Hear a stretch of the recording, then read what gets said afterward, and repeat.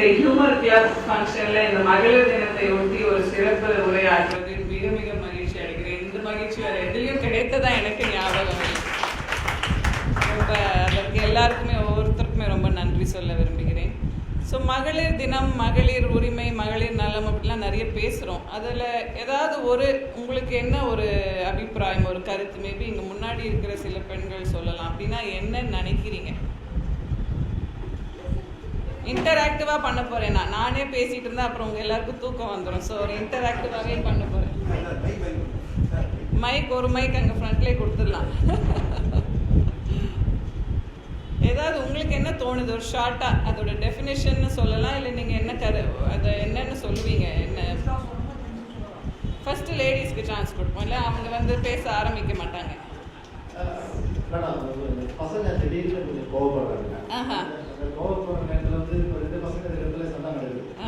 அதில் சப்போஸ் பெரிய கோவப்படுறதோ இல்லை சின்ன கோவப்படுறதோ அப்படி இருக்கும்போது அந்த நேரத்தில் ஒருத்தர் ரொம்ப கோவப்பட்டு அதிகமாக கோவம் வரும்போது அதை எப்படி நம்ம கண்ட்ரோல் பண்ணுறது? சரியான வேண்டுகோள். 20 பசங்க கேட்டுதான் பதில் சொல்லாது.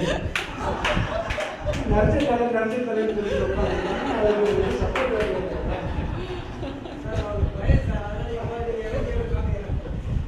பெண்கள் கொஞ்சம் தயக்கப்படுறாங்க. என்ன நினைக்கிறீங்க? பெண்கள் தினம், பெண்கள் உரிமை எல்லாம் சொல்றோமே, என்ன பொறுத்த வரைக்கும் நான் என்ன கருதுறேன் அப்படின்னா, பெண்கள் மகளிர் வெரி நைஸ். உங்க பேர் என்னங்க? சுஷீலா. என் பேர் சுஷீலா. மகளிர் நம்ம எல்லாம் பேசுறோம், எல்லாம் பண்றோம், சந்தோஷமா கொண்டாடுறோம். ஆனா உண்மையிலேயே நம்மளுடைய உரிமைகள் எல்லா இடங்களிலும் படித்தவங்க படிக்காதவங்க எல்லாரையுமே மறைமுகமாக நேரடியாக எதிர்க்கப்படுது. அதுக்கு என்ன பண்ண முடியும் சொல்லுவோம்?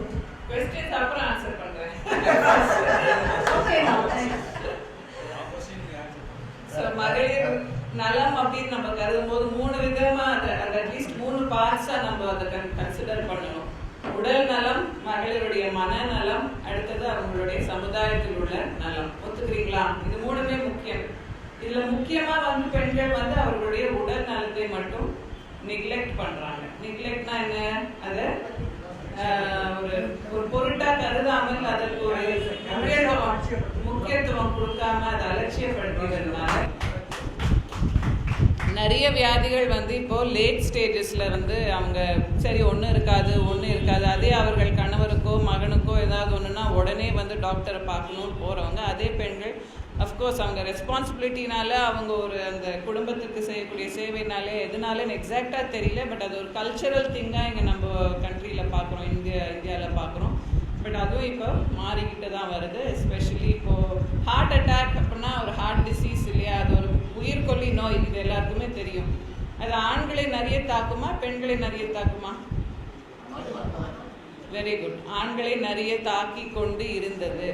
அட்லீஸ்ட் ஒரு 2 டிகேட்ஸுக்கு முன்னாடி, 20-30 வருஷங்களுக்கு முன்னாடி வரைக்கும் அதுதான் டாக்டர்ஸ்க்கும் தெரிய வந்த ஒரு உண்மை. ஆனால் ரீசெண்ட் இயர்ஸ்ல லைஃப் ஸ்டைல், நம்மளுடைய வாழ்க்கை முறை ஈக்குவலா மாறிக்கிட்டே தான் வருது. ஆண்களுக்கு மட்டும் மாறல இல்லையா? பெண்களுக்கும் fast life style, busy life style, unhealthy life style, வாழ்க்கை முறை ரொம்ப மாறிட்டு வர்றதுனால ஆண்கள் பெண்களுக்கு உள்ள வேறுபாடு, ஹார்ட் அட்டாக் போன்ற வியாதிகளை குறைந்து கொண்டே ஒரு ஆணுக்கும் வரும் அதே வியாதி ஈக்குவல் நம்பர் ஆஃப் விமெனுக்கும் வருது அப்படிங்கிறது ப்ரூவ் ஆயிருக்கு. ஸோ பெண்களையும் மிக கொடூரமான உயிர்கொல்லி நோய் இப்போ ஹார்ட் அட்டாக் அண்ட் ஸ்ட்ரோக், அதாவது செரிப்ரோ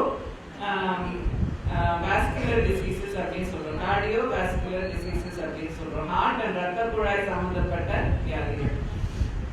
ஸோ ஒரு சின்ன ஜோக் தான் இது. ஒரு பெண், ஒரு 50 வயதை தொட்ட பெண்மணி அவர்கள் கொஞ்சம் உடல் பருமனாக இருப்பார்கள். போய் ஒரு கண்ணாடி முன்னாடி நின்றுட்டு அவங்களையே பார்த்துட்டு ரொம்ப புலம்பிட்டு இருந்தாங்க. ஐயோ இவ்வளோ உண்டாயிட்டதே, ஐயோ இப்படி உடம்பெல்லாம் பருமனாகி விட்டது, இப்ப என்ன பண்றது, எதுவுமே உடம்பு பார்க்கறதுக்கும் நல்லா இல்லையே, மூஞ்செல்லாம் இப்படி வயசாகி போச்சு அப்படின்ட்டு ஒரே புகார் பண்ணிட்டு புலம்பிட்டு இருந்தாங்க. பக்கத்துல இருந்த கணவர் இதை கேட்டுட்டு என்ன சொன்னார் தெரியுமா? ஏன் இவ்வளோ புலம்புற, அட்லீஸ்ட் உன் கண்ணாவது நல்லா தெரியுதுல்ல அப்படின்னு. ஸோ இந்த மாதிரி இது ஒரு சின்ன ஜோக்காக இருந்தாலும் மென் அதற்காக என்ன பண்ண முடியும் அப்படின்ட்டு அவங்களுடைய விமனையோ ஒய்ஃபையோ என்கரேஜ் பண்ணலாம், எப்படி அதுலேருந்து மாறி வர முடியும். So simple life style modification procedures சிலது இருக்குங்க. ரொம்ப சிம்பிள் தான். அதோட அடிப்படை ஃபவுண்டேஷன் அப்பா கேட்டால் அப்பாவும் சொல்லியிருப்பாரு, 3 ஈக்கள்: ஈட்டிங், எக்ஸசைஸ், இமோஷன். உணவு, உணர்வு, உடற்பயிற்சி. இது மூணுமே நம்ம கரெக்டான அளவு, சரியான அளவு. ரொம்ப ஜாஸ்தியாகவும் பண்ணணுன்ட்டு இல்லை, அதுக்கும் ப்ராப்ளம்ஸ் வரும். ரொம்ப கம்மியாக பண்ணால் எஃபெக்ட் இருக்காது. ஸோ கரெக்டான அளவு, அப்ராப்ரியேட்டாக exercise.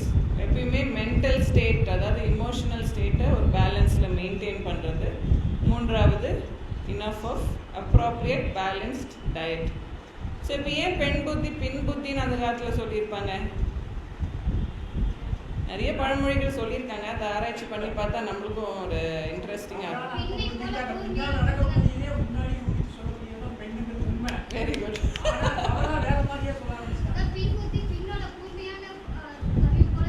Excellent, excellent.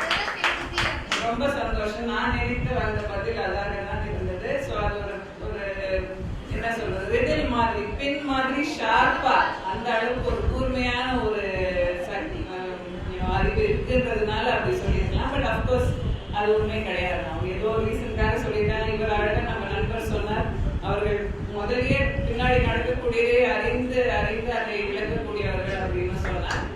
But what ever reason, பெண்கள் வந்து அந்த காலத்துல சில ஆவதும் பெண்ணால் அழிவதும் பெண்ணாலும் அப்படின்னு சொன்னாங்க. ஆவதும் பெண்ணால் சரி, அண்டர்ஸ்டாண்டபிள். ஏன் அழிவதும்னு சொன்னாங்க அப்படிங்கிறது யாருக்கும் தெரியல.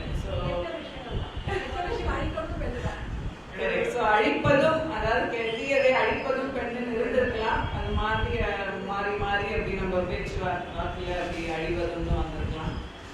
ஆண்களை பத்தி அவ்வளவா பழமொழிகள் இல்லை போல இருக்கு இல்லையா? அவர்கள் தான் பழமொழிகளை இயற்றி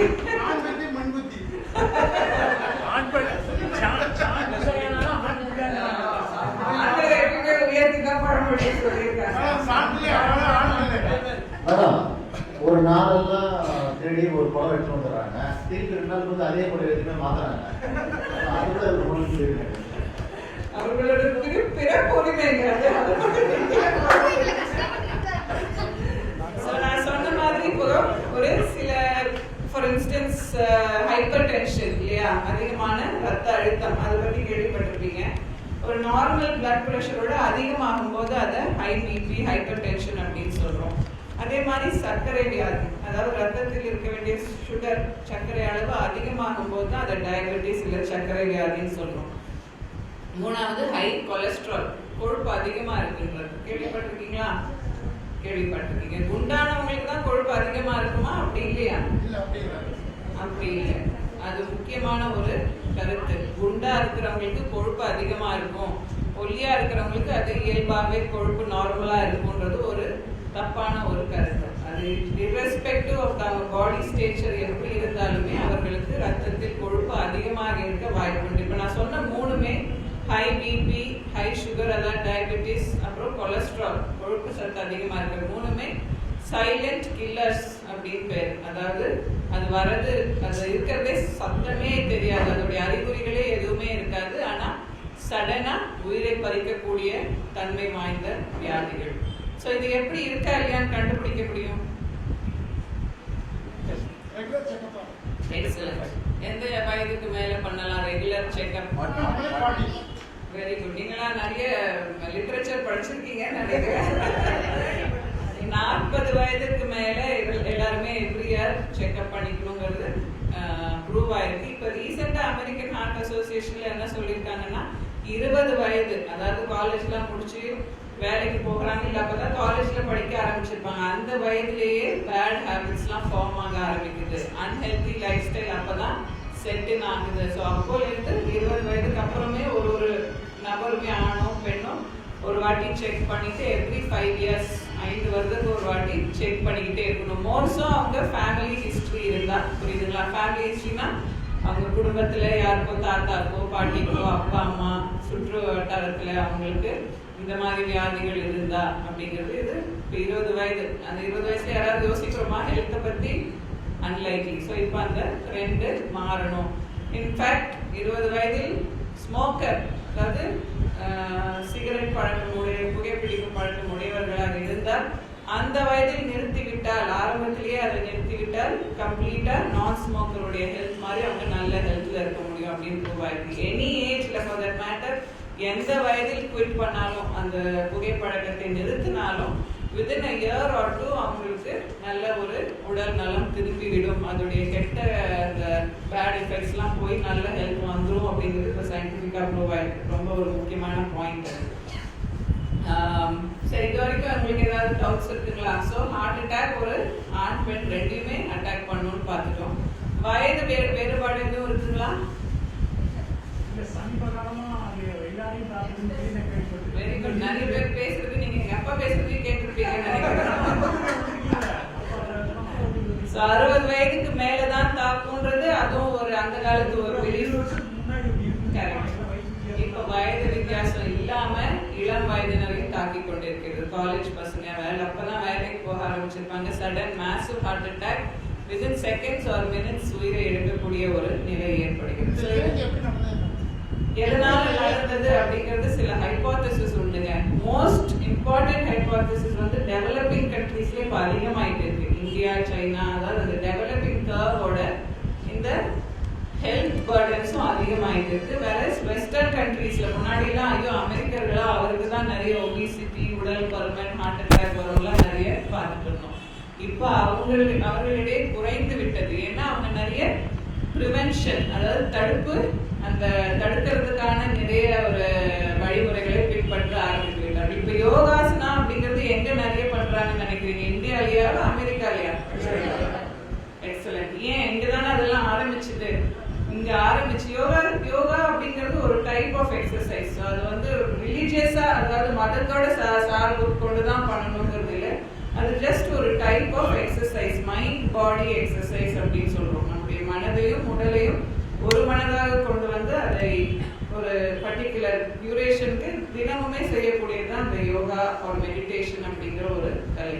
ஸோ அது இங்கெல்லாம் ஆரம்பிச்சது. டெஃபினட்டா இங்க ரொம்ப ஒரு பயன் அழைத்து கொண்டு தான் வந்தது. பட் லைஃப் ஃபாஸ்ட் ஆகிட்டே போக இங்க அதுக்கெல்லாம் இருக்கிற மதிப்பு, வேல்யூ எல்லாம் குறைஞ்சி வெஸ்டர்னர்ஸ் அதை பின்பற்ற ஆரம்பித்து விட்டார்கள். இப்போ நிறைய பேர் அதற்காகவே இங்கே வந்து 1 மாதமோ 2 மாதமோ தங்கி படிச்சுட்டு கோர்ஸ்லாம் அட்டன் பண்ணிட்டு திரும்ப அவங்க கண்ட்ரிக்கு போய் சொல்லியும் தராங்க. அதுதான் ரொம்ப முக்கியம். அவங்களே பண்ணிட்டு இல்லை, அவங்க கிளாஸஸ்லாம் எடுத்து அதோடைய மகிமையை பரப்பிட்டு இருக்காங்க. ஸோ இன்கேஸ் உங்கள் யாருக்காவது அதை தெரியக்கூடிய வாய்ப்போ அதில் ஈடுபாடோ இருந்தால் டெஃபினட்டாக அதை என்கரேஜ் பண்ணுறோம். முக்கியமாக இப்போ எக்ஸசைஸ் பற்றி பேசிகிட்டு இருக்கோம். எந்த அளவு சரியான அளவு? ஒருத்தருக்கு ரஃப்பாக சொல்லணும்னா எவ்வளோ பண்ணலாம் எக்ஸசைஸ்? பரவாயில்ல, வயது வேறுபாடு இங்கே நிறைய இருக்குது. அதையெல்லாம் மீறி ஒரு ரஃப் எஸ்டிமேட் தெரியுமா? எவ்வளோ எக்ஸசைஸ் நல்லது, என்ன மாதிரி எக்ஸசைஸ் நல்லது? சரிங்க.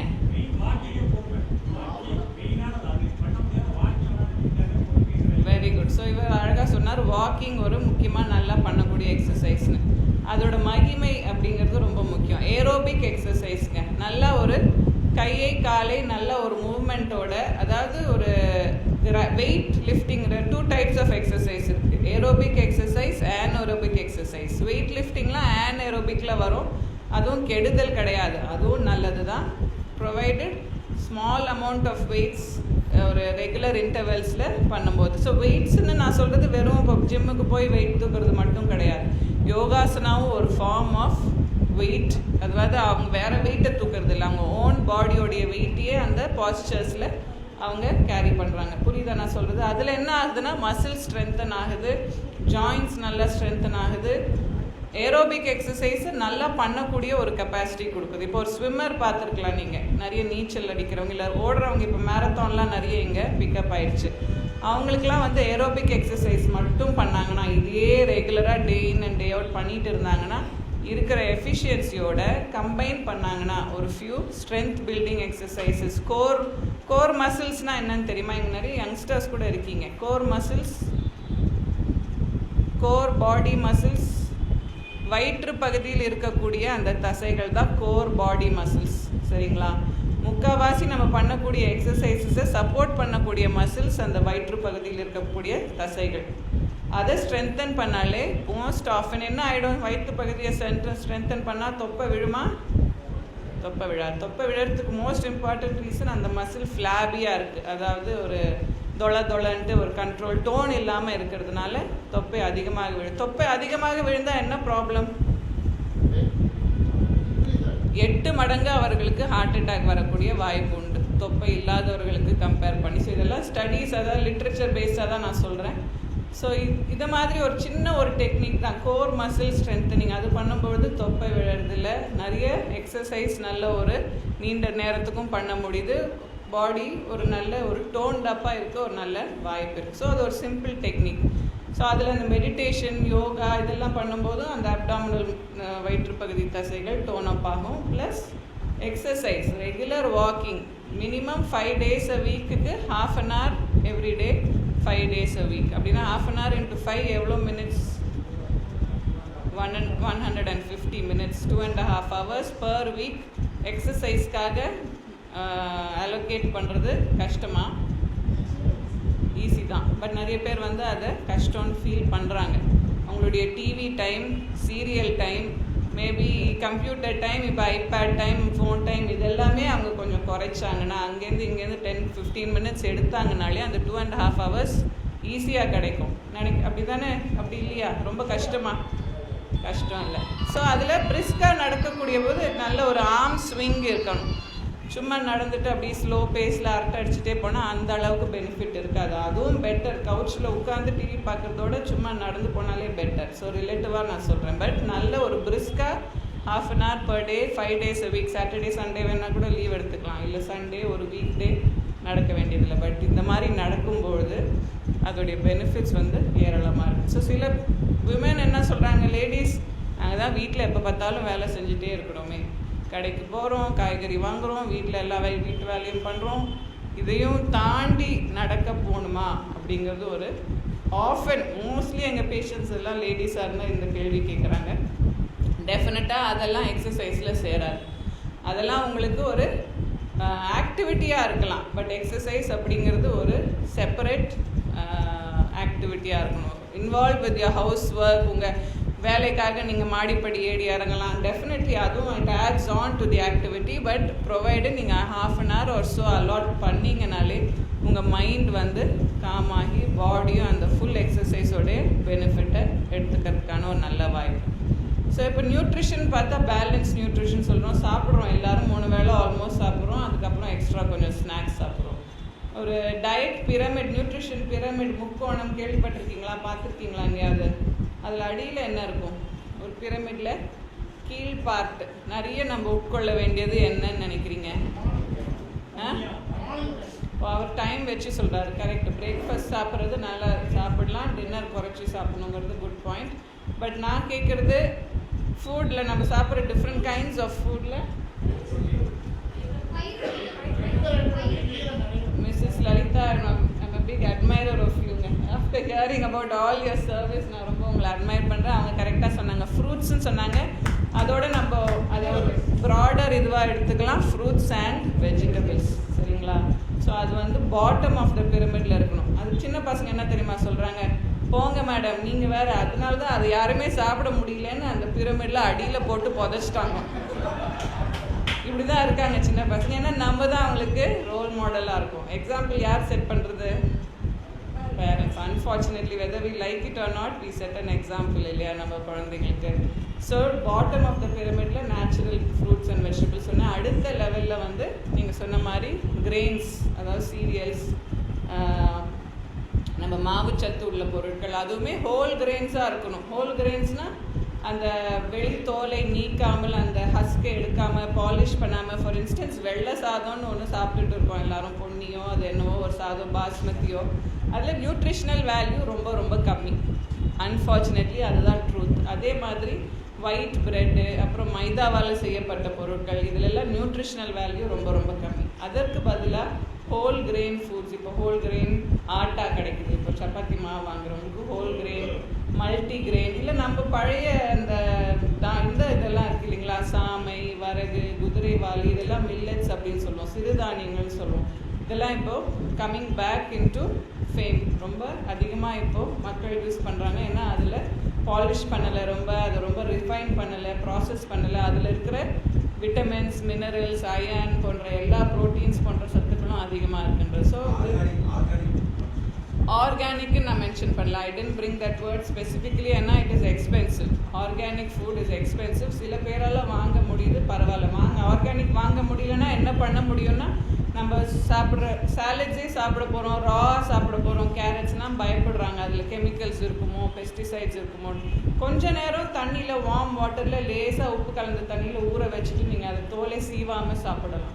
அந்த அளவுக்கு அது நல்லா க்ளீன் ஆகிடும். ஸோ ஆஸ் லாங் அஸ் எவ்வளோக்கு எவ்வளோ தோலோடு உட்கொள்கிறோமோ அவ்வளோக்கு எவ்வளோ நல்லது. அது ஜூஸாகவோ அந்த தோலை நீக்கி வெறும் பல்பாவோ சாப்பிட்டா அதோடைய ஃபுல் நியூட்ரிஷன் கெட்டு போயிடும். So second part of the pyramid. அதுக்கு மேலே போக போக ப்ரோட்டீன்ஸ், ஃபேட்ஸ் ரொம்ப மேலே இருக்கிறது தான் உங்கள் ஸ்வீட்ஸ் அண்ட் ஹை அந்த ஆயிலி ஃபுட்ஸ்லாம் வந்துடும். நல்ல ஃபேட்ஸும் இருக்குங்க, நல்ல ஃபேட்ஸும் தேவை உடம்புக்கு. நல்ல ஃபேட்ஸ்னால் எதெல்லாம் தெரியுமா? நல்ல ஃபேட்ஸ், நல்ல கொழுப்பு எந்த ஃபுட்லலாம் இருக்குது? ஆஹா ஆல் அனிமல் ஃபேட் வந்து high in cholesterol. So animal ஃபேட்டில் இருக்கிற ஃபேட்டை அவாய்ட் பண்ணணும்னு சொல்கிறோம். வெஜிடபிள் ஆயில்ஸ்லாம் நல்ல ஃபேட் இருக்குது.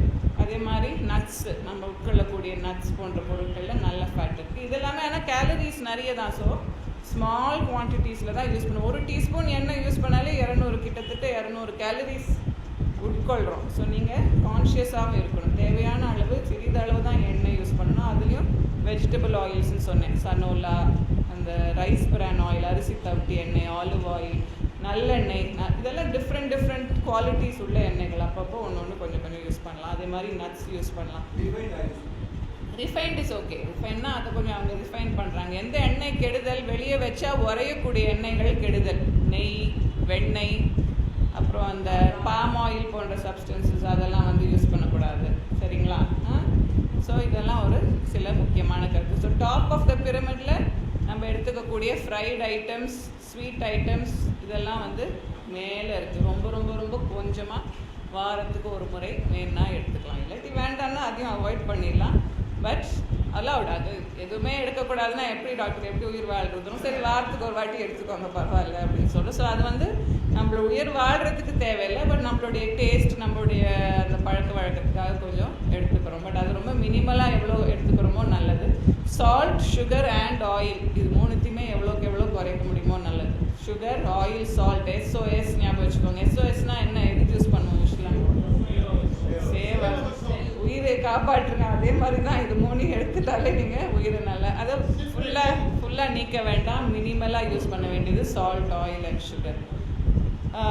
மனதளவில் என்ன பண்ண முடியும்? நிறைய ஸ்ட்ரெஸ் இருக்குது. எல்லா இடத்துலேருந்தும் ஸ்ட்ரெஸ் எங்களுக்கு உண்டு பண்ணுறாங்க. வீட்டுக்கு போனால் ஸ்ட்ரெஸ், வேலைக்கு போனால் ஸ்ட்ரெஸ். எதாவது பண்ண முடியுமா? That is one good technique. So stress எப்படி மேனேஜ் பண்ணணும் அப்படின்னு அவர் சொல்கிறார். தியானம், மெடிடேஷன், எக்ஸசைஸ் ரெகுலராக பண்ணுறது, நல்ல ஹெல்த்தி ஃபுட்டை அளவோடு எடுத்துக்கிறது, இதெல்லாமே good ways of managing stress. So ஸ்ட்ரெஸ்னால் என்ன அப்படின்னு ஷார்ட்டாக கேட்டிங்கன்னா, வெளியேந்து வர அந்த ஸ்டிமுலஸ்க்கு, அந்த வெளியேந்து வரக்கூடிய பயங்கரமான ஒரு சத்தமோ, இல்லை ஒரு டிராஃபிக் ஜாம், இல்லை வேலை போய்விட்டது, இல்லை வீட்டில் யாருக்கும் உடம்பு சரியில்லை, இதெல்லாம் வெளியேந்து தான் வருது நமக்கு இந்த ஸ்டிமுலை, ட்ரிகர்ஸ். அதுக்கு நம்ம பாடி எப்படி ரியாக்ட் பண்ணுது, மைண்ட் எப்படி ரியாக்ட் பண்ணுதுன்னு பார்த்தீங்கன்னா அது பேர் தான் ஸ்ட்ரெஸ். அதை ஒரு ரிலாக்ஸ்டாக, சரி இப்போ இந்த பிரச்சனை வந்துருச்சு, இதை எப்படி ஹேண்டில் பண்ண போகிறோம்னு திங்க் பண்ணிங்கன்னா அது ஒரு பாசிட்டிவ் ஸ்ட்ரெஸ்ஸாக இருக்கும். அதை விட்டுட்டு அது ஒரு டிப்ரெஷனுக்கு வரைக்கும் போகிறது, ரொம்ப அதை பற்றி நினச்சி கவலைப்பட்டு அவங்க உடம்பு சரியில்லாதவங்களும் சரியாகி போயிட்டுருப்பாங்க. பட் நமக்கு வந்து அது ஒரு க்ரானிக் ப்ராப்ளமாக வந்து நம்ம மைண்டில் தங்கிடும். அது பேர் தான் க்ரானிக் நெகட்டிவ் ஸ்ட்ரெஸ்ன்னு சொல்கிறோம். இதை ஐடென்டிஃபை பண்ணணும். ஃபஸ்ட்டு ஒருத்தருக்கு ஒரு மதர் இருக்காங்க, ஒரு லேடி இருக்காங்க, காலையில் எல்லோரும் ஸ்கூலுக்கு ஆஃபீஸ்க்கு கிளம்பக்கூடிய ஒரு டைம் தான் அவங்களுக்கு மேக்ஸிமம் ஸ்ட்ரெஸ் அப்படின்னு நிறைய பேர் சொல்கிறாங்க. அதை முதல்ல அவங்க உணரணும். சரி, இந்த டைம் தான் எனக்கு மேக்ஸிமம் ஸ்ட்ரெஸ். ரெண்டாவது என்ன பண்ணலாம்? உணர்ந்துட்டாங்க, அப்புறம் என்ன பண்ணலாம்? அதற்கு பிளான் பண்ணலாம். முன்கூட்டியே அது முந்தின நாளோ ஏதாவது பண்ண முடியுமா? இல்லை அது யாரெல்லாம் அதில் இன்வால்வோ அவங்களுக்கு கொஞ்சம் ஜாபை டெலிகேட் பண்ண முடியுமா? பசங்க 5 வயசுக்கு மேலே ஆனாலே அவங்க இண்டிபெண்ட்டாக இருக்கணும்னு சொல்கிறோம். எத்தனை மதர்ஸ் காலேஜ் போகிற பையனுக்கோ பொண்ணுக்கோ சாப்பாடு கட்டி கொடுத்து அவங்க படித்தாங்களா, தூங்கினாங்களா, வந்தாங்களா, போனாங்களா, கம்ப்ளீட்டாக அவங்க லைஃப்பில் இன்வால்வ் ஆகி தன்னுடைய ஓன் லைஃப்பை அவங்க விட்டுடுறாங்க. ஸோ விமென் எஸ்பெஷலி வந்து அவங்களுக்கான அந்த ஸ்பெசிஃபிக் அவங்க எதை என்ஜாய் பண்ணுறாங்களோ ஒரு 20 மினிட்ஸ் பர் டே, ரொம்ப கஷ்டப்படாது. 10 மினிட்ஸ் ஒரு பாட்டு கேட்க முடியுமா? 10 மினிட்ஸ் பாட்டு கேளுங்க. 10 மினிட்ஸ் தையல் வேலை பண்ணுங்கள், கார்டனிங் பண்ணுங்கள். இந்த மாதிரி உங்களுக்கான சில பிடித்த விஷயங்களையும் செய்ய பழகிக்கொள்ளுங்க. அப்பதான் மற்றவங்க எக்ஸ்பெக்ட் பண்ண மாட்டாங்க. சரி இந்த சமயத்தில் அவங்க ஏதோ அவங்க வேலையை பண்ணிட்டு இருக்காங்க. இல்லாட்டி 24/7 நீங்கள் மற்றவங்க வேலையை பார்த்துட்டு உங்களுடைய ஹெல்த்தையும் உங்களுடைய மென்டல் வெல்பீயிங்கையும் நெக்லெக்ட் பண்ணிடுங்க. அப்புறம் லாஸ்ட் ஒரே ஒரு point about cardiac rehabilitation. So heart attack வந்ததுக்கு சில பேருக்கு பைபாஸ் பண்ணியிருக்காங்க, ஸ்டென்ட் வச்சிருக்காங்க, இதெல்லாம் கேள்விப்பட்டிருக்கீங்க. அதுக்கப்புறம் என்ன செய்ய முடியும் அவர்களால்? மருந்து எடுத்துக்க முடியும், டாக்டர்ஸ் ப்ரிஸ்கிரைப் பண்ணுறாங்க. பட் இந்த பைபாஸோ இந்த ஸ்டென்ட்டோ எதுவுமே ஒரு முழுமையான ஒரு தீர்வு கிடையாது, பெர்மனன்ட் சொல்யூஷன் கிடையாது. திரும்ப அவர்களுக்கு second heart attack, third bypass, இது மாதிரி நிறைய ஹார்ட் ஃபெயிலியர் போன்ற காம்ப்ளிகேஷன்ஸ்லாம் பார்க்கணும். ஸோ அவங்க இந்த லைஃப் ஸ்டைல் மாடிஃபிகேஷன் நான் சொன்னேன் இல்லையா, உடற்பயிற்சி, உணர்வு, அவர்களுடைய உணர்வு கவுன்சிலிங் மூலிமா இதெல்லாம் கம்பைண்டாக கொடுக்கும்போது அதுதான் கார்டியாக் ரீஹபிலிட்டேஷன் சொல்கிறோம். It's a ப்ரோவன் technique. ஸோ அது பண்ணும்பொழுது அவர்களுக்கு ஃபியூச்சர் காம்ப்ளிகேஷன்ஸ் குறையுது, ப்ளஸ் அவர்கள் ஆல்மோஸ்ட் ஹெல்த்தி இண்டிவிஜுவல்ஸ் மாதிரி லைஃப்பை லீட் பண்ணலாம். ஏன்னா அவர்கள் ஐயோ இந்த பைபாஸ் ஆயிடுச்சு, இந்த சர்ஜரிக்கும் என்ன இது பண்ணிட்டாங்க, இந்த மாதிரி நிறைய பேர் வந்து அதுக்கான சில ஸ்டிக்மாஸ்லாம் வச்சுட்டு இருக்காங்க. அப்படிலாம் இல்லாமல் அதோடைய என்ன ரீசனுக்காக பண்ணாங்க, இனிமேட்டு அவங்க என்ன ஸ்டெப்ஸ் எடுத்தால் அவங்களுடைய காம்ப்ளிகேஷன்ஸோ குறைக்க முடியும், இதெல்லாம் வந்து எடுத்து சொல்லி அது ஒரு ப்ரோக்ராமாக எக்ஸசைஸ் எஜுகேஷன் ப்ரோக்ராமாக நாங்கள் எங்கள் கார்டியாக் வெல்னஸ் இன்ஸ்டிடியூட்டில் பண்ணிட்டு இருக்கோம். உங்களுக்கு இன்ட்ரெஸ்ட் இந்த வெப்சைட்டுக்கு பார்க்கலாம், cardiacwellnessinstitute.com. ஸோ அதனால தான் நடத்திட்டு இருக்கேன். அஃப்கோர்ஸ் கார்டியாலஜிஸ்ட் எல்லாருமே அவங்க பேஷண்ட்ஸையும் ரெஃபர் பண்ணிட்டு இருக்காங்க. So once and again thank you very much for this wonderful opportunity. எல்லாருக்கும்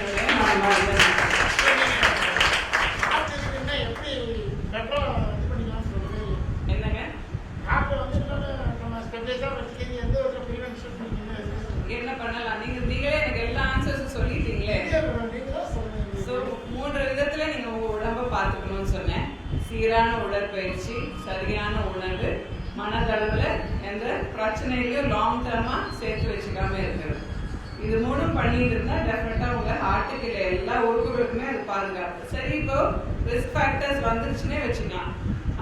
டயபெட்டிஸ்க்கு மருந்து எடுத்துட்டு இருக்கலாம் சில பேர். அது லைஃப் லாங் எடுக்க வேண்டியதில்லை. ஒன்ஸ் அவங்க லைஃப் ஸ்டைலை மாடிஃபை பண்ணிட்டாங்கன்னா அந்த டயபெட்டிஸ்க்கான மருந்தையும் ஸ்டாப் பண்ணிட்டு அவங்களும் ஹெல்த்தி இண்டிவிஜுவல்ஸ் மாதிரி இருக்கலாம். ஸோ ரிஸ்க் ஃபேக்டர்ஸை நம்ம அட்ரஸ் பண்ணுறதுக்கு இதுதான் மெயின் வழிகள். பட் ஸ்பெசிஃபிக்காக அட்வைஸ் பண்ணணும்னா அந்தந்த பர்சனுடைய ப்ரொஃபைலை பார்த்துட்டு நம்ம அதுக்கேற்ற மாதிரி சொல்ல முடியும். எது டவுட்ஸ் இருந்தாலும் நீங்கள் கேட்கலாம். 5 minutes வேணால் இன்டராக்ஷனுக்கு வச்சுக்கலாம். I think 6:30 ஆயிடுச்சுன்னு நினைக்கிறேன். செல்போன் பேசக்கூடாதுன்னு சொன்னது பேஸ் மேக்கர் அப்படிங்கிறது ஒரு கருவி. அது வந்து ஹார்ட்டுடைய அந்த பீட்டிங், ஹார்ட் வந்து ஒரு 70 அல்லது 80 முறை ஒரு நிமிஷத்துக்கு துடிக்குது இல்லைங்களா? அந்த துடிப்பு கம்மியாகும் போது தான் பேஸ் மேக்கர் வைக்கிறோம், ஆர்டிஃபிஷியல் பேஸ் மேக்கர் வைக்கிறோம். அது என்னன்னா ஒரு மெட்டாலிக் டிவைஸ், ஒரு கருவி. அது அந்த செஸ்ட்ல அந்த எலும்பு கூட்டுக்குள்ள வைக்கக்கூடிய ஒரு கருவி. செல்போனுக்கும் அதுக்கும் ஒன்றும் பிரச்சனை வராது.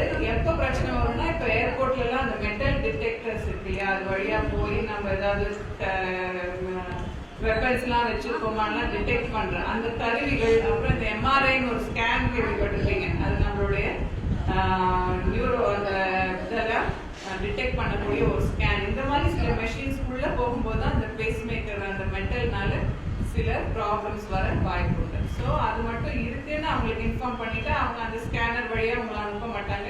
வெறும் ஒரு மெட்டல் டிடெக்டரோ ஒரு இல்லாட்டி அந்த ஃப்ரிஸ்கிங்னு சொல்கிறாங்க, அவர்களே வந்து மேனுவலாக வந்து செக் பண்ணிவிட்டு விட்டுடுவாங்க. ஸ்பெசிஃபிக்காக நீங்கள் அதை கேட்கறதுக்கான காரணம் எதுவும் இருக்குங்களா? Okay, thank you. உங்கள் பேருங்க? நன்றி. மாலை நேரம் உட்கார்ந்ததா, மாலை நேரம் உட்கார்ந்ததா, மொட்டை மாடியில் இடம் தாராளமாக இருந்தால் வாக் பண்ணலாமா, வாக் பண்ண சொல்ல செல்ஃபோனை டாப் பண்ணலாம். மிக மிக அருமையான கேள்வி. முதல்ல ஆன்சர் பண்ண போற கேள்வி உங்க கடைசி கேள்வி. டெஃபினட்டா வாக் பண்ணும்போது செல்போன்ல வீட்டில் வச்சுட்டு போங்க, இல்லை சைலண்ட்ல வச்சுடுங்க. அதான் ஆன்சர் பண்ணாதீங்க. ஸோ டெடிகேட், அந்த எவ்வளோ டைம் கொடுக்குறீங்களோ அந்த வாக்கிங்க்கு மட்டும் டெடிகேட் பண்ணுங்க. டாக்கிங் பண்ணும்போது அது டெஃபினட்டா இன்டர்ஃபியர் ஆகும். மோர்ஸோ செல்போனை வண்டி ஓட்டும் போது யூஸ் பண்ணாதீங்க. நிறைய பேர் இப்போ ரோடு கிராஸ் பண்ணும்போது, வண்டி ஓட்டும் போது சில பேர் கேட்குறாங்க, பாக்கெட்ல வச்சுட்டு போனா ஹார்ட்டுக்கு கெடுதல் சொல்றாங்களே, செல்போனை வச்சுட்டு போகலாமா? எனக்கு தெரிஞ்சு அந்த மாதிரி ஒன்றும் சயின்டிஃபிக் எவிடன்ஸ் கிடையாது. பட் டியூரிங் கம்யூட் ரோட்ல போயிட்டு இருக்கும்போது செல்போன் பேசுறது வர அந்த மணி அடிக்கிறதே ஒரு இம்பார்ட்டன்ட் காஸ் ஃபார் ஆக்சிடென்ட்டா பார்த்துட்டு இருக்கோம். ஸோ நீங்க கேட்ட அடுத்த கேள்வி வந்து இந்த வாக்கிங்க்கு மாலை காலை அந்த மாதிரி எதுவுமே கிடையாது. பாசிபிள் ஒரு ஸ்பெசிஃபிக் டைமுக்கு நீங்க ஒரு ஷெட்யூல் வச்சுக்கலாம். பட் நாட் ஆல்வேஸ் நம்ம ஒரு ஷெட்யூல் படி பண்ண முடியாது இல்லையா? ஸோ எப்போ முடியுதோ அந்த 10-20 மினிட்ஸ் நீங்க ஸ்மால் டிப்ஸாக கூட எடுத்துக்கலாம். நான் சொல்லிட்டேன் ½ அன் ஹவர் பண்ணுங்க. சரி எனக்கு அந்த ½ அன் ஹவர் டைம் கிடைக்கலையே, சரி 10 நிமிஷம் இன் பிட்வீன் லஞ்ச், உங்களுக்கு லஞ்ச் அண்ட் டின்னர் 10 மினிட்ஸ் கிடைக்க வாய்ப்பு உண்டு. So take it in small bouts. So travel பண்ணுறாங்க நிறைய பேர், இப்போ அவங்களுக்கும் நாங்கள் இந்த மாதிரி அட்வைஸ் நிறைய கொடுத்துட்ருக்கோம். ஏன்னா ஃப்ரீக்வெண்ட் ட்ராவலர்ஸ்க்கு இந்த மாதிரி ஸ்பெசிஃபிக் டைமும் கொடுக்க முடியாது. இந்த டைம் தான் பண்ணுங்க ப்ரிஸ்கிரிப்ஷன் மாதிரி கொடுக்க முடியாது. அவங்கள ஏர்போர்ட்ல இல்லை ட்ரெயின் ஸ்டேஷன்ல எங்க வெயிட் பண்றாங்களோ அங்க கொஞ்ச நேரம் நடங்க, எங்க உங்களுக்கு டைம் கிடைக்குதோ நடங்க அப்படிங்கிறது சொல்றோம். ஸோ பிஃபோர் மீல்ஸ் நடக்கிறது பெட்டர். சாப்பிட்டு ஒரு 2 ஹவர்ஸ்க்கு இந்த மாதிரியான எக்ஸசைஸ் பண்ண வேண்டியதில்லை. நார்மல் ரெகுலர் ஆக்டிவிட்டிஸ் பண்ணலாம். So before the meals better. அதே மாதிரி சாப்பிட்றதுக்கும் நைட்டு தூங்குறதுக்கும் 2 to 3 hours, at least 2.5 hours gap இருக்கணும் அப்படிங்கிறது டெஃபினட்டான ஒரு ப்ரோவன் கான்செப்ட். இப்போ நிறைய பேர் 9 மணி 10 மணிக்கு சாப்பிட்டு 10:30 மணிக்கு தூங்க போகிறாங்க. ஏன்னா ஒர்க் முடிஞ்சு லேட்டாக வராங்க. ஸோ அதுக்கு அவங்க கொஞ்சம் அவங்களுடைய ஒர்க் லைஃப் ஸ்கெட்யூலை கொஞ்சம் மாற்ற வேண்டியது. மொட்டை மாடின்றது எப்படி இருந்தாலும் ஒரு கன்ஃபைன்டு ஸ்பேஸ், நிறைய டர்ன்ஸ் இருக்கும். ஸோ அந்த வேற இடம் இல்லை, பொல்யூஷன் டிராஃபிக், வெளியே போய் நடக்க முடியலன்னா தட் இஸ் பெட்டர். பட் ஒரு பார்க் மாதிரி இடம் இருந்தாலோ ஒரு லாங் ரோடு இருந்தாலோ அந்த மாதிரி ஒரு லாங் ஸ்ட்ரெச் உங்களுக்கு நல்ல ஆர்ம் ஸ்விங்கோக கிடைக்கிறதுக்கு அதான் பெட்டர் சுச்சுவேஷன். பட் ஆல்டர்னேட்டிவாக இது பண்ணலாம். நான் சொன்ன மாதிரி வீட்டில் உட்காந்துட்டு இருக்கிறதோட எங்கே நடந்தாலுமே பெட்டர்.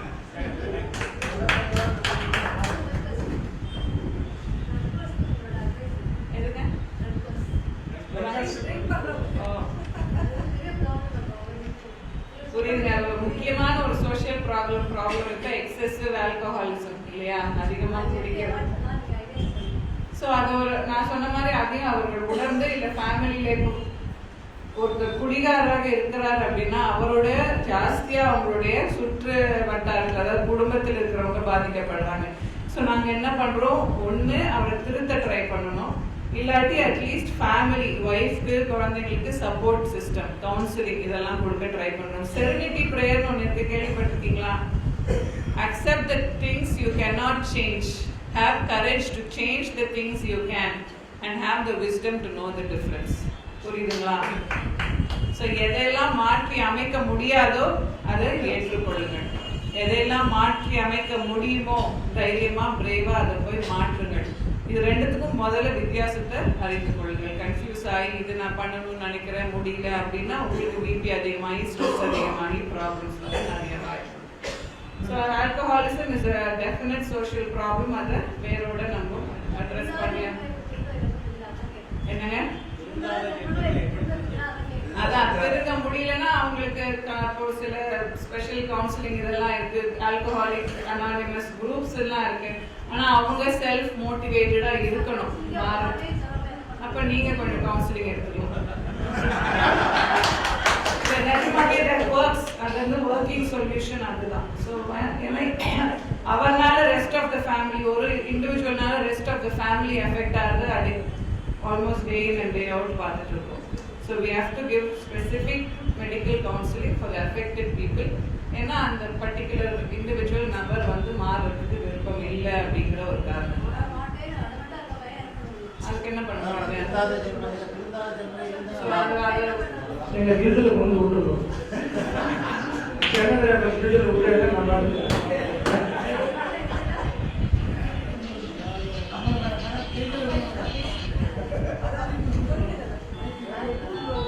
Bad news. டாக்டர் நம்மளுடைய வெல்விஷர் நம்மளுடைய சார் டாக்டர் சொக்கலிங்கம் சார் வந்துருக்கார் நாளைக்கு.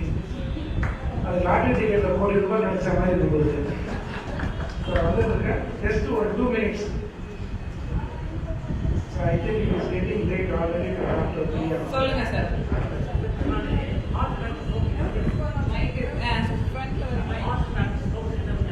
ஹார்ட் அட்டாக் ஸ்ட்ரோக் என்ன வித்தியாசம்? ஹார்ட் அட்டாக்குக்கும் ஸ்ட்ரோக்குக்கும் ரொம்ப வித்தியாசம் கிடையாதுங்க. ஸ்ட்ரோக்குக்கு இன்னொரு பேர் பிரெயின் அட்டாக். சரிங்களா? ஸோ ரெண்டுமே ரத்த குழாய்கள்ல அடைப்பு ஏற்பட்டால்தான் வரும். இப்போ ஹார்ட்டுக்கும் ரத்த குழாய்கள் இருக்கு, கொரோனரி ஆர்டரிஸ் பேரு. பிரெயினுக்கும் செரிபிரல் ஆர்டரிஸ் தான் ரத்தத்தை சப்ளை பண்ணுது.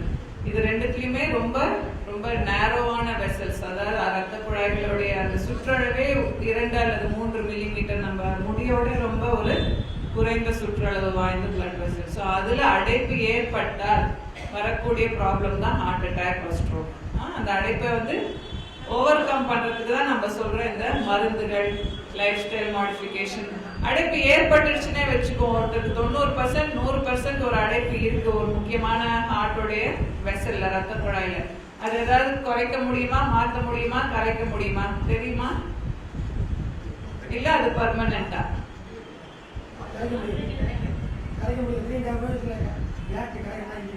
என்னங்க என்ன கரைக்கிற மாதிரி? அன்பார்ச்சுனேட்லி அதெல்லாம் வந்து சயின்டிபிக்கலி ப்ரோவன் கிடையாது. ஒன்லி ப்ரோவன் மெத்தட் வந்து medication and life style modification. சரிங்களா? ஆனா இது டெஃபினட்டா ப்ரோவன். டைம் எடுக்கும். இப்ப அந்த அடைப்பு ஃபார்ம் ஆகிறதுக்கு சில பல வருடங்கள் ஆயிருக்கும், நம்மள அறியாமையே அது ஃபார்ம் ஆகுது. அதே மாதிரி அது கரையறதுக்கும் டைம் எடுக்கும். ப்ரொவைடட் 100% நீங்க அந்த லைஃப் ஸ்டைல் மாடிஃபிகேஷன்ல ஈடுபட்டு மனதை செலுத்தி கரைக்கணும் அப்படிங்கிற ஒரு முடிவோடு இருந்தீங்கன்னா 0% ஆயிடுதுன்னு நிறைய ஸ்டடீஸ்ல பார்த்துருக்கோம். இப்போ நாங்களும் ஒரு பேப்பர் அதில் பப்ளிஷ் பண்ண போறோம் எங்களுடைய பேஷண்ட்ஸ்னாலே. ஸோ ரீஹபிலிட்டேஷன் அதுக்கு தான் ரொம்ப ஹெல்ப் பண்ணுது. ஏன்னா அதுக்கு அவேர்னஸ் கொடுக்கணும். அது கரையுங்கிறது அவங்களுக்கு தெரியாது, தெரியாம இருக்க வாய்ப்பு உண்டு. அது கரையாம இருந்தா என்ன ப்ராப்ளம், நாங்க தான் பைபாஸ் பண்ணிக்கிட்டோமேனு நிறைய பேர் நினைக்கிறாங்க. ஸ்டென்ட் வைக்கிறது இப்போ ஒரு சாதாரணமான விஷயம் ஆயிடுச்சு. எல்லாருமே வந்து இப்போ நான் வேலைக்கு போறேன், நான் இதுக்கு போறேன்னு சொல்ற மாதிரி நான் ஸ்டென்ட் வச்சுட்டு இருக்கேன்னு தான் சொல்றாங்க. அதுவும் 2, 3, 4 ஸ்டென்ட்லாம் வச்சுட்டு இருக்காங்க. ஸோ டெஃபினட்டா இது எல்லாருக்குமே தேவையா அப்படின்னு பார்த்தா மேபி நிறைய பேருக்கு தேவை இருக்காது. ஸோ அவர்கள் அந்த இன்ஃபர்மேஷனை கரெக்டாக கேதர் பண்ணி அவர்களுக்கு தேவைன்னா அது உயிரை சேவ் பண்ணக்கூடிய ஒரு மெஷர், அதையும் எடுத்துட்டு அதுக்கப்புறம் ரீஹபிலிட்டேஷன்லையும் அவங்க ஃபோக்கஸ் பண்ணணும். பைபாஸ் சர்ஜரி எல்லாருக்குமே பண்ற எல்லாருமே வந்து நார்மல் லைஃப் லீட் பண்ணுமா ஆஃப்டர் சம் இயர்?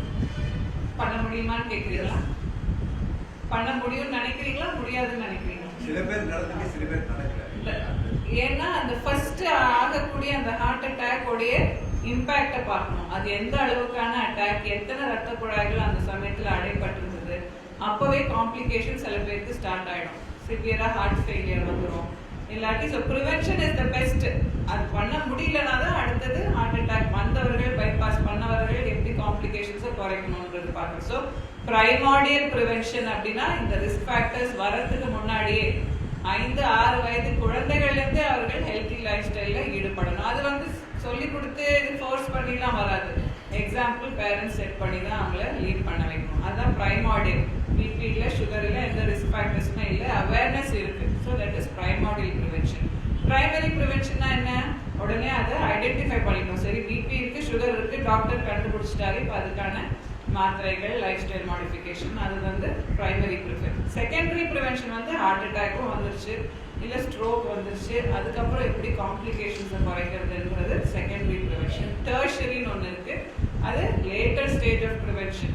ஹார்ட் அட்டாக்னால வரக்கூடிய காம்ப்ளிகேஷனும் வந்தாச்சு, இல்லை ஸ்ட்ரோக்னால அவர் நடக்க முடியாமே ஆயாச்சு, அதுக்கப்புறம் எப்படி அவர்களுடைய வாழ்க்கையை அட்லீஸ்ட் இன்னும் கொஞ்ச நாள் ஹெல்த்தியாக காப்பாற்ற முடியும் அப்படிங்கிறது டெர்ஷரி ப்ரிவென்ஷன். எல்லா லெவல்ஸ் ஆஃப் ப்ரிவென்ஷன்லையும் ஐடியலாக ஈடுபடணும். But more so primordial and primary ப்ரிவென்ஷனில் சொசைட்டி ரொம்ப ஈடுபாடோட ஒரு கண்காணிப்போடு இருந்தால் complications, future expenses, medical expenses இப்போல்லாம் ஜாஸ்தி ஆகிட்டு இருக்கு இல்லையா? ஏன்னா லேட்டர் ஸ்டேஜில் அவங்க அதற்கான இன்ஃபர்மேஷனை பெறாங்க அப்படிங்கிறது. டெஃபினெட்லிங்க. ஸோ சுகர் டயபெட்டிஸ் இருக்கிறவங்களுக்கு almost more than 3/4 of the இண்டிவிஜுவல்ஸ்க்கு பிபியும் டெவலப் ஆகிற வாய்ப்பு உண்டு. ஸோ இன்டர்லிங்க்டான்னு கேட்கறதோட ஒன்று இருந்தால் இன்னொன்று வருமா அப்படிங்கிறது தான் முக்கியம். தே கோ ஹேண்ட் இன் ஹேண்ட். எடுத்த உடனே ரெண்டும் ஒன்றா ஐடென்டிஃபை டயக்னோஸ் பண்ண மாட்டோம். ஐதர் திஸ் ஆர் தட் இருக்கும். ஏன்னா ரிஸ்க் ஃபேக்டர்ஸ் அதே தான். Sedentary life style, unhealthy diet, நான் சொன்ன மாதிரி எப்போ பார்த்தாலும் ஸ்ட்ரெஸ்ஃபுல்லாக இருக்கிறது, வேற எந்த எக்ஸசைஸ்லையும் ஈடுபடாமல் இருக்கிறது, இந்த மாதிரி இண்டிவிஜுவல்ஸ்க்கு டெஃபினட்டாக இது ரெண்டுமே வர வாய்ப்பு உண்டு. டிஃப்ரெண்ட் ஃபேஸஸ் ஆஃப் லைஃப்பில் வரலாம். இது ரெண்டுமே equal contributors for heart attack, ஈக்குவலாக ரிஸ்க் ஃபேக்டர்ஸாக இருக்குது. இன்ஜெக்ஷன் ஃப்ராக்ஷன் எனக்கு ஒரு டவுட் முக்கியமான ஒரே நிமிஷங்க. ejection fraction. இன்ஜெக்ஷன் ஃப்ராக்ஷன் இது சிக்னிஃபிகன்ஸ். எக்ஸலென்ட். உட்காருங்க. லெஃப்ட் வென்ட்ரிகுலர் EF அப்படின்னு சொல்லுவாங்க. இஜெக்ஷன் ஃப்ராக்ஷன் அது வந்து நம்மளுடைய ஹார்ட்டுடைய பம்பிங் கெப்பாசிட்டியை ஐடென்டிஃபை பண்ணுது. ஸோ இது எக்கோ டெஸ்ட், எக்கோன்ற ஒரு டெஸ்ட் இருக்கு. எக்கோ ஸ்கேன் பண்ற மாதிரி வயிற்றுல குழந்தைக்கு ஸ்கேன் பண்ணி பார்க்குறாங்க இல்லையா, மதர் வயிற்றுல, அதே மாதிரி நம்ம உடம்புக்குள்ள இருக்கிற ஹார்ட் எப்படி ஃபங்க்ஷன் பண்ணுதுங்கிறத எக்கோ டெஸ்ட் மூலியமா பார்ப்பாங்க. அதுல ஒரு பேராமீட்டர் தான் இந்த இன்ஜெக்ஷன் ஃப்ராக்ஷன். அது வந்து ஒரு சிக்னிஃபிகண்ட் ஃபங்க்ஷனல் பேராமீட்டர். எப்படி ஹார்ட் ஃபங்க்ஷன் பண்றதுங்கிறத கண்டுபிடிச்சலாம். நார்மல் அடல்ட்ஸ்க்கு, ஹெல்த்தி அடல்ட்ஸ்க்கு 60லேருந்து 70% தான் EF. யாருக்கும் 100% கிடையாது. இது ஃபர்ஸ்ட் தெரிஞ்சுக்க வேண்டிய விஷயம். ஐயோ எனக்கு 70% தான் இருக்கு, 100 மார்க் வாங்கலையேன்னு நினைக்க வேண்டாம். அது நார்மல் ஃபங்க்ஷன் வந்து 60 to 70%. அதுலேருந்து குறைந்ததுன்னா, லோ இஜெக்ஷன் ஃப்ராக்ஷனாக இருந்ததுன்னா ஹார்ட் வந்து அதோடைய ஃபங்க்ஷனை ஒழுங்காக பண்ணலைன்னு அர்த்தம். அது நிறைய காரணங்களால் வரலாம். Low EF, most important heart failure because of heart attack, coronary artery disease. சரிங்களா? Good question. எஸ். இப்போ வந்து சுகர், ஆயில், அப்புறம் சால்ட், இது 3 ஒன்று லிமிட்டாக பயன்படுத்த சொல்கிறீங்க. கரெக்டுங்க. அப்படி இல்லைன்னா கம்மியாக கூட பயன்படுத்திக்கலாம்னு சொல்கிறீங்க. கரெக்டுங்க. இது ரெண்டுமே ஒன்று கம்மியாக பயன்படுத்தினாலுமோ அல்லது வந்து அளவோடு பயன்படுத்தினாலுமோ என்னென்ன டிசீஸை நம்ம அவாய்ட் பண்ணிக்கலாம்? சுகர், ஆயில், சால்ட்ல என்னெல்லாம் டிசீஸ் அவாய்ட் பண்ணிக்கலாம்னு கேட்குறீங்க. ரொம்ப தேங்க்ஸ்ங்க. ரொம்ப நல்ல கேள்வி. உட்காருங்க. ஸோ முக்கியமான வியாதிகள் hypertension, high BP closely related to salt intake. சரிங்களா? சுகர், டயபெட்டிஸ், நம்ம உடம்பு வந்து ஒரு பர்டிகுலர் அமௌண்ட் ஆஃப் சுகர் இன்டேக்கை மெட்டபலைஸ், அதாவது அதை யூஸ் பண்ணக்கூடிய சக்தி இருக்கு. இன்சுலின் அப்படிங்கிற ஹார்மோன். அதுக்கு தேவையில்லாமல் அதிகமான அளவு, அது சுகரை மட்டும் எடுக்கணுங்கிறது இல்லை. ஈவன் நீங்கள் கார்போஹைட்ரேட், சாதமோ வேற எதுவோ அந்த மாவுச்சத்து பொருட்களை அதிகமாக உட்கொள்ளும் போது அதுவும் சுகராக கன்வெர்ட் பண்ணுது. பாடியால் அதை டேக்கிள் பண்ண முடியாது. அடுத்தது ஆயில் என்னெல்லாம் வரும்? ஆயில் நான் சொன்னேன் அதிகமாக கேலரிஸ் உண்டுன்னு போய் நேராக உங்களுடைய வயிற்றுல, இடுப்பு பகுதி, தொடை பகுதி, இங்கே தான் போய் அது கொழுப்பாக டெபாசிட் ஆகிடும். ஸோ கொலஸ்ட்ரால் அப்படிங்கிறதுக்கான ஒரு முக்கியமான எக்ஸ்டர்னல் ஃபோர்ஸ் வந்து இந்த ஆயில். ஸோ இது மூணுமே வந்து குறைத்து கொண்டால் நல்லது அப்படின்னு சொல்லி நேச்சுரலாக. இப்போ சுகர்ஸ் எங்கேருந்து வருது உங்களுக்கு? நம்மளுக்கு தேவையான சுகர்ஸ் பழ வகைகள்லேருந்து வருது. அது டெஃபினட்டாக குட் சோர்ஸ் ஆஃப் சுகர்ஸ். அது முக்கியமான சுகர் நிறைய உட்கொள்றதுக்கு ஒன்றும் தப்பு இல்லை. டயபெட்டிஸ் இருக்கிறவங்க கூட ஒரு தப்பான கருத்தில் இருக்காங்க, ஃப்ரூட்ஸ் எடுக்கக்கூடாது. எங்கள் டாக்டர் சொல்லியிருக்காரு, எனக்கு சுகர் இருக்கு, நான் ஒரு நாளைக்கு ஒரு ஆப்பிள் துண்டு சாப்பிடுவேன், இல்லாட்டி எப்பயாவது ஒரு கொய்யா சாப்பிடுவேன். டெஃபினட்டா அது ஒரு தப்பான கருத்து. சுகர் இருக்கிறவங்க கூட நேச்சுரலா இருக்கக்கூடிய ஃப்ரூட்ஸை வந்து தோலோட அந்த ஃபைபரோட எடுக்கும்பொழுது அவங்களுக்கு ஒரு நல்ல ஒரு பெனிஃபிட் இருக்கு. Minimum 5 portions of fruits and vegetables ஒரு நாளைக்கு எடுக்கணும். 5 portionsனா ஒரு போர்ஷன் ஒரு சின்ன கப் அளவு வச்சுக்கோங்க, ஒரு டபரா சைஸ்.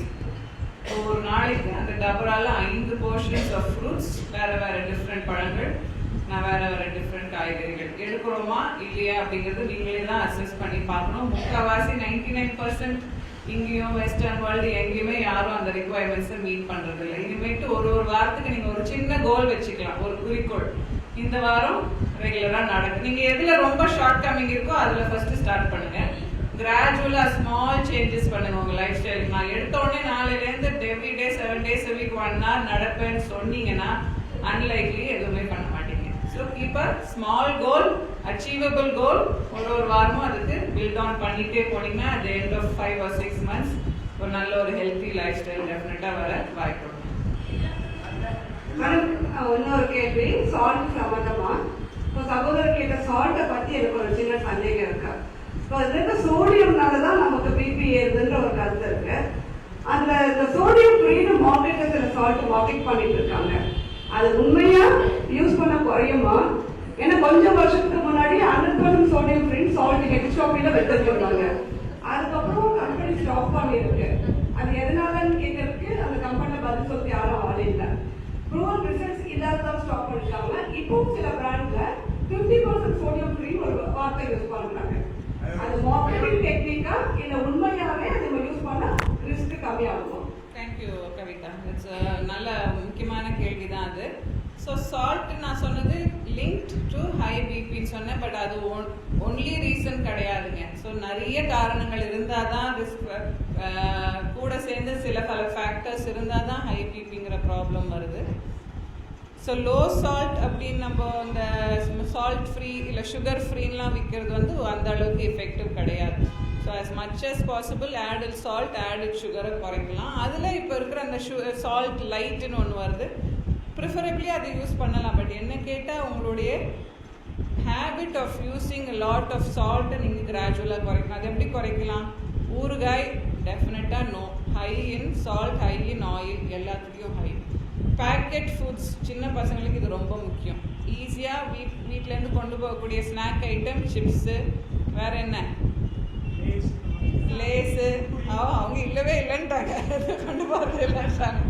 ஸோ இந்த மாதிரி பேக்கெட் ஃபுட்ஸில் அவங்க ப்ரிசர்வேட்டிவாகவே நிறைய சால்ட் தான் போடுறாங்க. ஸோ டெஃபினட்டாக ready foods, processed foods avoid பண்ணலாம். ரொம்ப சிம்பிள், டேபிளில் சாப்பிட்ற இடத்துல இது சால்ட் வைக்காதீங்க. இல்லாட்டி மோர் சாதத்துக்கு எதில் உப்பு கம்மியாக இருக்கோ அதுக்கு எல்லாத்துலேயும் போட்டு பழகிடும். ஸோ குக்கிங் அப்போ ஆட் பண்ணுற சால்ட்டோட போதும், அதை அதுக்கு மேலே டாப் அப் பண்ண வேண்டாம் அப்படிங்கிறது இப்போ ஒரு முக்கியமான கான்செப்ட்.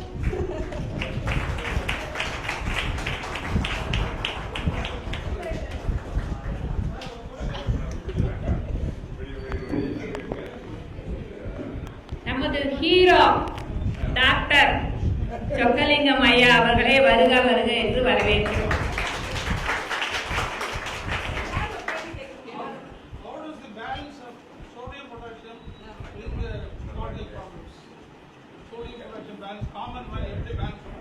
எப்படி பேலன்ஸ் பண்ணணும்?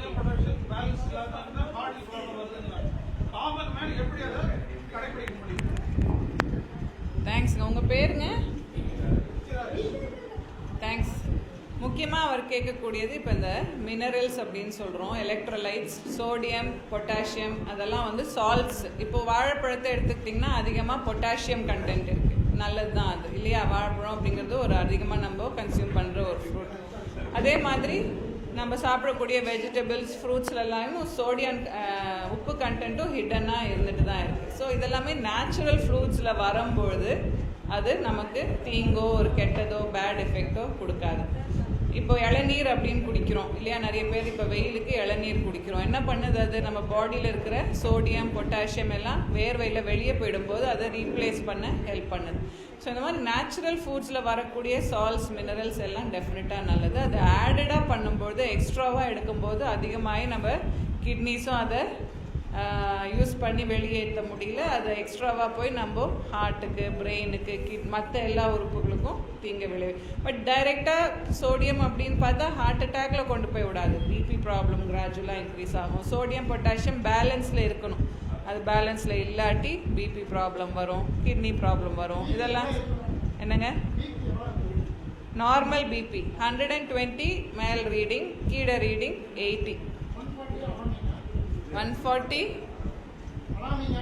140 ஹையர் எண்டுங்க, ஹையர் எண்ட் ஆஃப் நார்மல். அந்த ஸ்டேஜில் கூட ப்ரீ ஹைப்பர் டென்ஷன்னு சொல்லுவோம். 130 to 140 லைஃப் ஸ்டைல் மாடிஃபிகேஷன்லேயே அதை குறைச்சிடலாம். 140க்கு மேலே, 90க்கு மேலே போச்சுன்னா டெஃபினட்டாக மருந்தும் எடுக்கணும், லைஃப் ஸ்டைலையும் மாடிஃபை பண்ணணும். பட் குறைக்க நிறைய வாய்ப்புகள் உண்டு. ரொம்ப ஹையாக போகிறது தான் ஹைப்பர் டென்சிவ் கிரைசிஸ்ன்னு சொல்லுவோம். 200க்கு மேலே போயிடும், 120க்கு மேலே இருக்கும் கீழே இருக்க வேண்டிய பிபிஏ. இதெல்லாம் ஹைப்பர் டென்சிவ் கிரைசிஸ். சரிங்களா?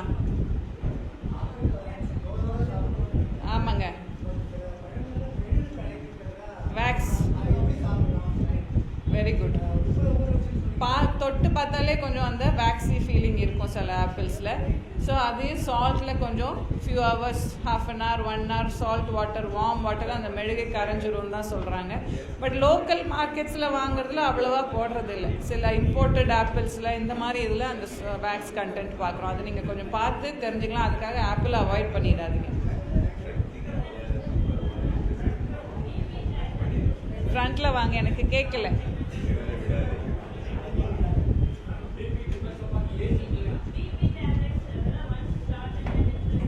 அதான் நான் சொன்னேன், ஒன்ஸ் ஸ்டார்டட் நிறுத்தக்கூடாதுன்னு ஒன்றும் கிடையாதுங்க. இதெல்லாம் லைஃப் லாங் டிசீசஸ் கிடையாது. ப்ரொவைடட் நீங்கள் உங்கள் லைஃப் ஸ்டைலே மாற்ற ஆரம்பிச்சுட்டு பிபி ஆட்டோமேட்டிக்காக அந்த மெடிக்கேஷனில் குறைய ஆரம்பிச்சுதுன்னா கிராஜுவலாக டேப்பர் பண்ணி கொஞ்சம் கொஞ்சமாக அந்த மெடிசனை குறைச்சி ட்ரையல் ஆஃப் நோ மெடிசன் ட்ரையலுக்கு அது டாக்டர் அட்வைஸ் படி தான் பண்ணணும். சரிங்களா? சுகரும் அதே மாதிரி தான், கொலஸ்ட்ரால் டேப்லெட்ஸும் அதே மாதிரி தான்.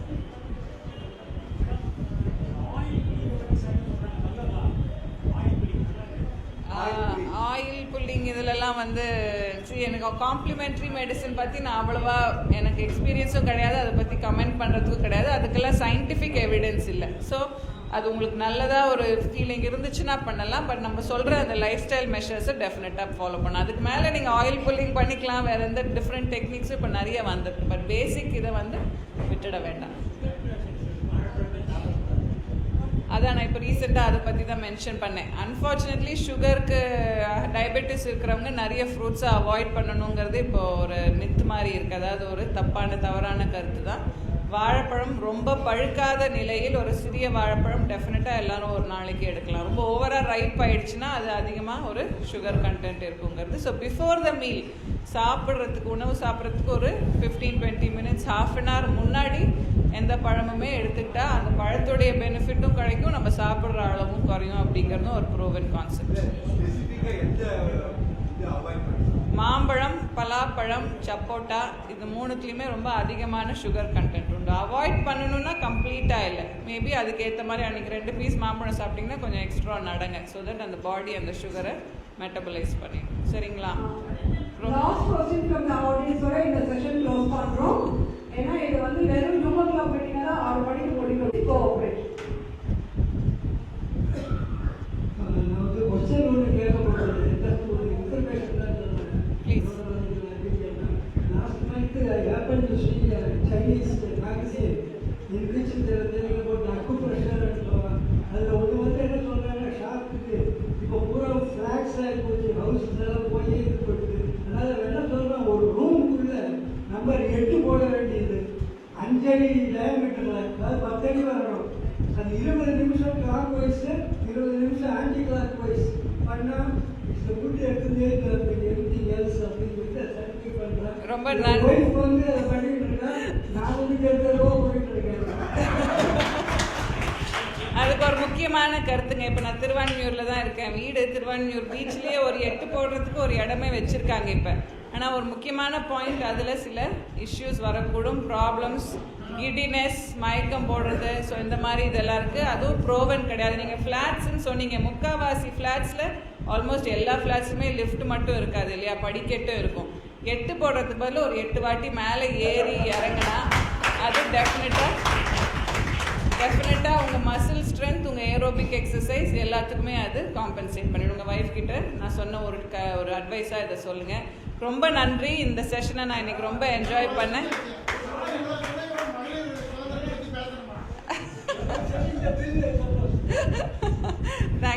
Thank you very much for your patient listening. எல்லாருக்கும் நல்ல ஒரு மகளிர் தின வாழ்த்துக்கள்.